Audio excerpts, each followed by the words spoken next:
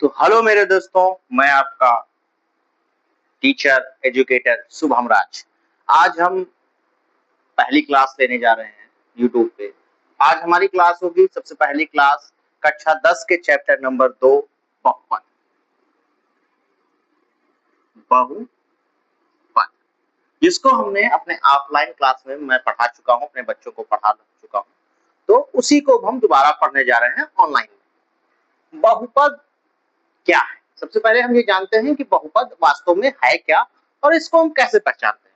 वैसे तो आप अपनी पिछली कक्षा में इस चीज को पढ़ के आए हैं कि बहुपद क्या है और इसको हम कैसे पहचानते हैं। कक्षा 9 में आप लोग ये सब सारी चीजें पढ़ के आए हैं, लेकिन हम एक बार मोटा मोटा फिर से जान लेते हैं जीरो स्तर से कि बहुपद है क्या और इसको कैसे पहचानते हैं। बहुपद जैसे इसका नाम ही है बहुपद, यानी कि बहुत सारे पद। बहुपद वह गणितीय व्यंजक है जिसमें चर और अचर दोनों पदों का मेल होता है। कंडीशन ये होती है कि जो चर पद होता है उसकी घात सदैव एक पूर्ण संख्या होती है, यानी कि 0, 1, 2, 3, 4 आदि। यानी कि बहुपद क्या है? बहुपद चर पद और अचर पदों का एक मेल होता है। एक बीजीय व्यंजक एक ऐसा बीजीय व्यंजक होता है जिसमें चर पद और अचर दोनों पद होते हैं और जिनमें जो चर पद होता है उसकी घात सदैव एक पूर्ण संख्या होती है। ठीक है, अब चर पद और अचर पद आप शुरू से पढ़ते आ रहे हैं, चर पद क्या है, अचर पद क्या है, लेकिन मैं एक बार फिर से मोटा मोटा आपको बता देता हूं कि चर पद यानी वे पद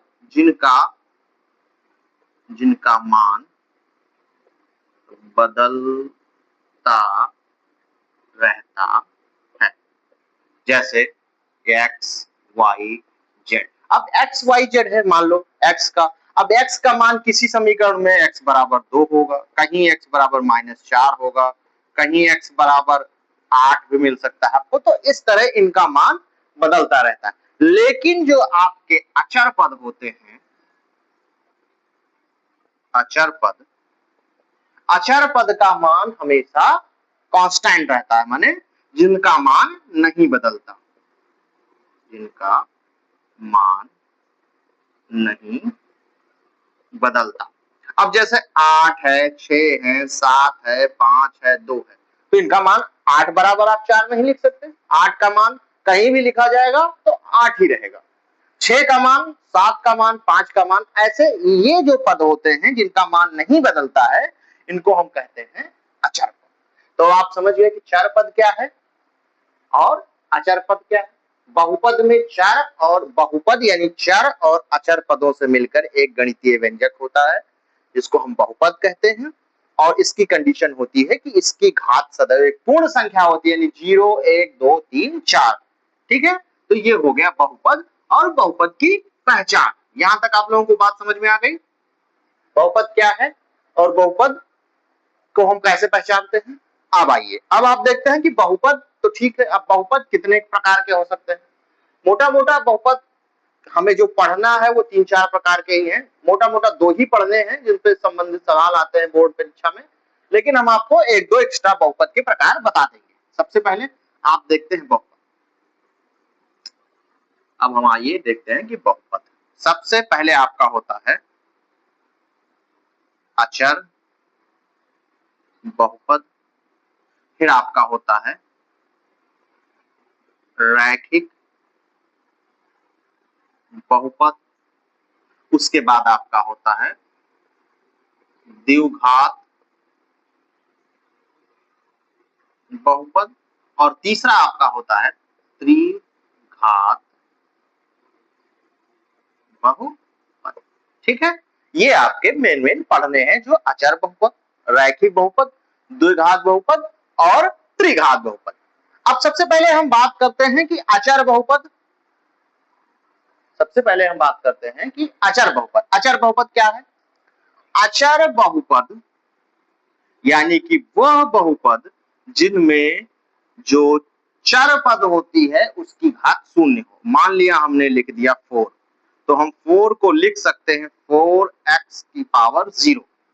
आप पहले जानते हैं कि किसी भी चर पद की पावर अगर 0 है तो उसका मान सदैव 1 होता है। तो इसी तरह हम लिख सकते हैं 5, 6, 7। ये सब आपके आते हैं अचर बहुपद की श्रेणी में। किस श्रेणी में? अचर बहुपद की श्रेणी में। समझ गए अचर बहुपद क्या है? किसी को कोई दिक्कत? मैं फिर से बता देता हूं कि अचर बहुपद जिसमें चर की घात सदैव 0 होती है, यानी कि पावर 0 होगी, तो ऐसे बहुपद कहलाएंगे अचर बहुपद। अब हम बात कर रहे हैं रैखिक बहुपद की। रैखिक बहुपद वह बहुपद होते हैं जिनमें चर की घात सदैव 1 होती है। माना कोई बहुपद p की px है, तो इसका जो मानक रूप बनेगा रैखिक बहुपद का वो होगा ax प्लस b, जिसमें चर की घात कितनी है? 1 है।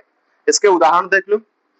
आप लिख सकते हैं इसमें 2x plus 3, 7x minus 4, 8x minus 1। ये आपके क्या हो गए?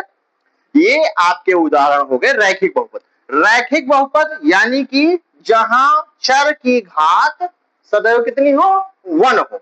इसमें एक कंडीशन है कि a does not equal to 0, यानी a कभी भी 0 नहीं हो सकता। अगर हम यहाँ a के मान का मान 0 रख देंगे तो ये तुरंत परिवर्तित हो जाएगा किसमें?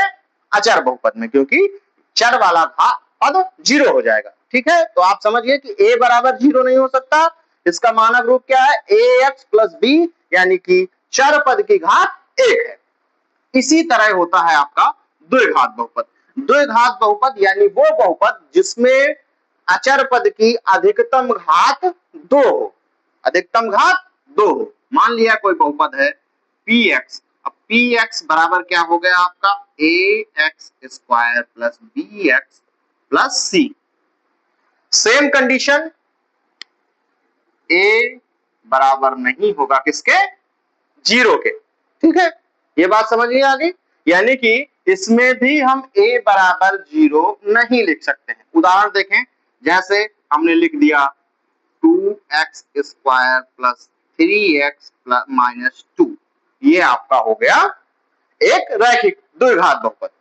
लेकिन a बराबर तो 0 नहीं है, पर इसमें एक और चर पद है bx का। तो क्या हम b बराबर 0 रख सकते हैं?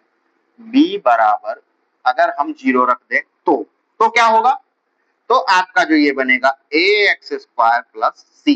तो क्या है, रैखिक बहुपद है या नहीं है? ये भी रैखिक बहुपद है, क्योंकि इसमें अधिकतम घात कितनी है? 2, वो बरकरार है। तो इसको हम लिख सकते हैं, ये हमारा हो जाएगा शुद्ध द्विघात। यहां तक बात समझ में आ गई? क्या हो गया ये हो गया आपका शुद्ध द्विघात बहुपद, जिसमें bx वाला पार्ट नहीं है, सिर्फ x स्क्वायर प्लस c है। तो ये हो गया आपका एक शुद्ध द्विघात बहुपद। इसके उदाहरण भी आप देख सकते हैं। शुद्ध द्विघात बहुपद के उदाहरण अगर हम लिखें तो हम लिख सकते हैं 3x square minus 1, 4x square plus 6। ठीक, और इसके और उदाहरण देख लेते हैं। जैसे मान लिया x square plus 3x minus 1, 4x square minus 8x plus 6। ये सब आपके हैं द्विघात बहुपद के उदाहरण। तो अब आप पहचान सकते हैं कि कौन सा रैखिक बहुपद है, कौन सा अचर बहुपद है, और कौन सा द्विघात बहुपद है। तो द्विघात बहुपद ये हो गए, रैखिक बहुपद ये हो गया। अब हम बात करेंगे त्रिघात बहुपद की। जिस तरह हमने जाना द्विघात बहुपद में कि बेजीय व्यंजक की जो अधिकतम घात होगी वो 2 होगी, इसी तरह त्रिघात में अधिकतम घात कितनी होगी? 3। तो आप इसको लिख सकते हैं px बराबर x की घात, इसका मानक रूप लिखेंगे सबसे पहले ax की घात 3 धन bx स्क्वायर धन cx धन d। ये आपका इसका मानक रूप हो गया। इसके कुछ उदाहरण एक आध हम और देख सकते हैं। जैसे हम इसमें लिख सकते हैं 6x cube plus 2x square plus 3x minus 1। इसी तरह हम लिख सकते हैं x के cube plus 1 plus 6x square plus x plus 8। ये आपके कौन से हो गए? त्रिघात बहुपद। तो यहां तक किसी को समझने में कोई दिक्कत? दो घात बहुपद, त्रिघात बहुपद, रैखिक बहुपद और अचर बहुपद। अचर बहुपद घात शून्य, रैखिक बहुपद घात एक यानी कि पावर वन, और द्विघात बहुपद यानी कि पावर दो यानी कि घात दो, त्रिघात बहुपद पावर थ्री यानी कि घात तीन। तो ये हो गए बहुपद के प्रकार। सबसे पहले हमने जाना बहुपद क्या है। बहुपद कई सारे प्रकार के होते हैं, लेकिन मेन हमने आपको बता दिया जो हमें पढ़ने हैं। मोस्टली हमें दो ही पढ़ने हैं, रैखिक और द्विघात, लेकिन मैंने तीन त्रिघात और अचर बहुपद के बारे में भी आपको बता दिया। अब बहुपद ये है, बहुपद के प्रकार ये। अब हम आगे बढ़ते हैं, जो हमें चैप्टर में और पढ़ना है। पढ़ना यह है कि बहुपद के शून्य, बहुपद के शून्य। शून्य क्या होते हैं? शून्य, शून्य अर्थात वह मान अचर पद, चर पद का मान जो पूरे समीकरण को शून्य कर दे। यानी कि जो कर दे आपका कोई भी बहुपद px है तो x का वह मान उसका शून्य कहलाएगा जो px बराबर 0 कर दे। यानी x का चर पद का वह मान जो पूरे बीजीय व्यंजक यानी समीकरण को शून्य कर दे वो उसका कहलाता है शून्य। ठीक है, बात समझ में आ गई कि शून्य क्या है।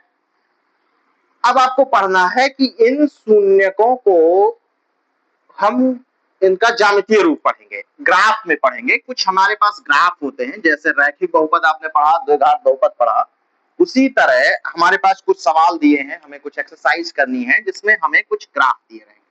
जैसे एक ग्राफ है एक्स अक्ष और ये आपका एक्स डैश, ये वाई और ये वाई डैश। अब हमें कोई एक चित्र दिया रहेगा, मान लिया कोई हमें एक ग्राफ दिया है इस तरह, ठीक, ये कोई ग्राफ हमको दिया है, px बराबर कुछ भी है, ये एक ग्राफ है, px बराबर जो भी कुछ है। तो अब हमें बताना है कि इस ग्राफ में शून्यकों की संख्या कितनी होगी। तो हमें सिर्फ सिंपल इतना रखना है कि ग्राफ x अक्ष को जितने बिंदुओं पे काटेगी शून्यकों की संख्या उतनी होगी। एक बिंदु पे तो एक, दो बिंदु पे तो दो, और तीन बिंदु पे तो तीन, यानी शून्यकों की संख्या उतनी बढ़ती जाएगी। हमें सिर्फ सिंपल रैखिक जो बहुपद हमारा होता है उसका जो ग्राफ होता है वो सरल रेखा में होता है। द्विघात बहुपद का जो होता है उसका ग्राफ इस तरह परवलयाकार होता है, कटोरे नुमा होता है। ठीक है, वो एक जगह काट सकता है, अधिकतम दो जगह काट सकता है, और रैखिक बहुपद का जो ग्राफ होगा वो सदैव एक जगह काट सकता है। तो इस तरह हमें पढ़ना होता है शून्यकों का ग्राफ ही। इस तरह के कुछ सवाल आते हैं वो हमें करने होंगे, ग्राफ वाले सवाल। जैसे हम कुछ सवाल करते हैं, कुछ उदाहरण करते हैं, जैसे तो एक आध उदाहरण और देख लेते हैं ग्राफ वाले। जैसे ये एक ग्राफ दिया हुआ है आपका, x अक्ष y अक्ष, ठीक है, इस पे कोई ग्राफ दिया हुआ है जो इसको इस तरह दो जगहों पे काटता है, बिंदु A और बिंदु B पे काटता है। तो इस ग्राफ में शून्यकों की संख्या कितनी होगी? दो। अगर यही ग्राफ